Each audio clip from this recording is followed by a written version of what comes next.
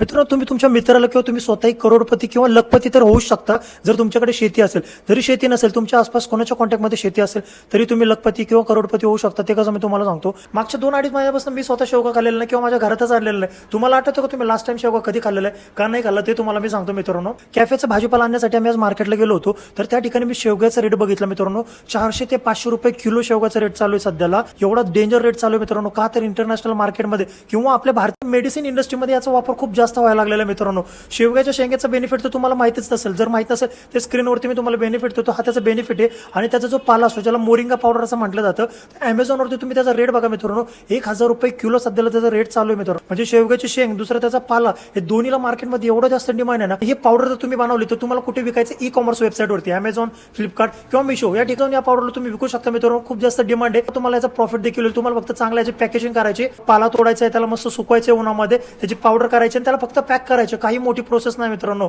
तर मित्रांनो, असा हा बिझनेस आहे.